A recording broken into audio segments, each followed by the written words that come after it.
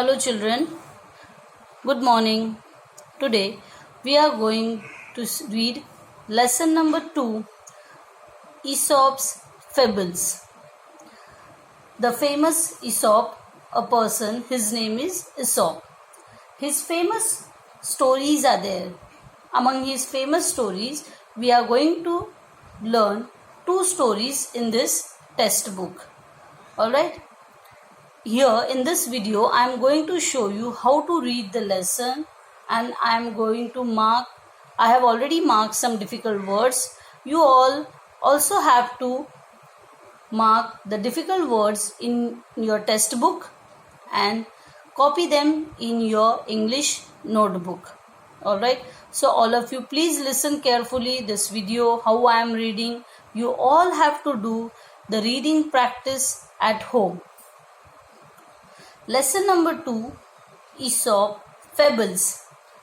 Fables are short stories that have a moral or message for us, something to learn and keep in mind as we grow up.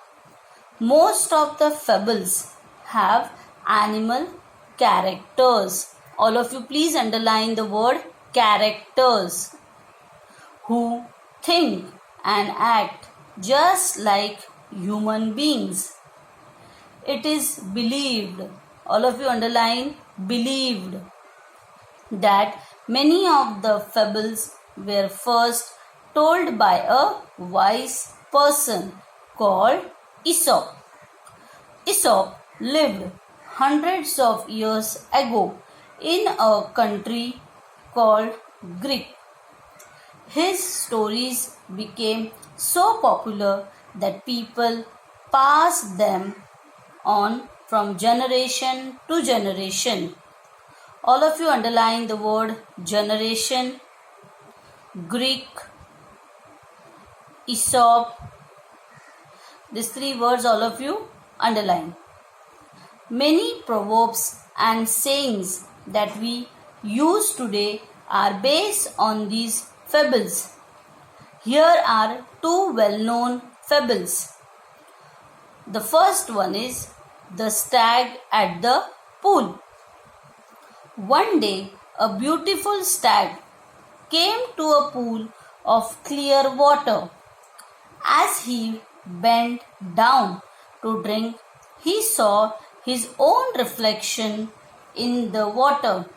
He was delighted with what he saw. Instead of drinking water, he kept looking at his own reflection. Underline the word reflection.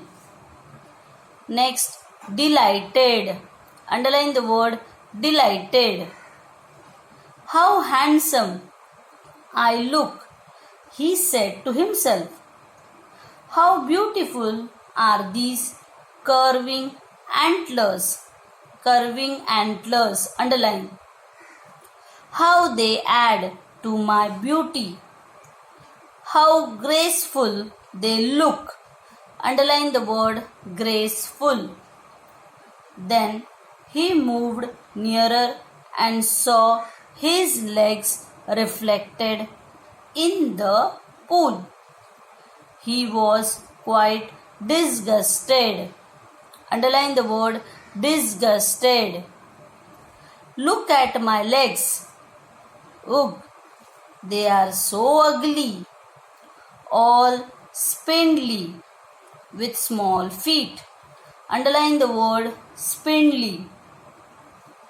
How I wish that nature had given me legs worthy of my stately antlers.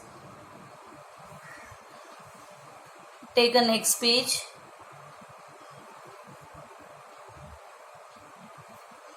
As he was brooding, underline the word brooding. In this way, the stag heard an arrow going swish across the pool. At the same time, he picked up the scent of hunters. With a quick turn, he bounded away. His legs carried him swiftly into the forest. Underline the word bounded. Underline the word bounded. The hunters were hot on his trail, but they were no match for his speed. Soon the stag left the hunters far behind. Safe and out of the hunters' reach, the stag slowed down. Suddenly, without realizing it. Underline the word suddenly. Realizing. He walked into a thicket. There were trees with strong branches growing close together. And alas, the same antlers of which he was so proud got caught in the thick growth. The stag tried to shake himself free, but the more he struggled, the more entangled his antlers got in the branches. Underline the word struggled. Entangled. Once again, the stag could hear the hunters drawing close and grew afraid.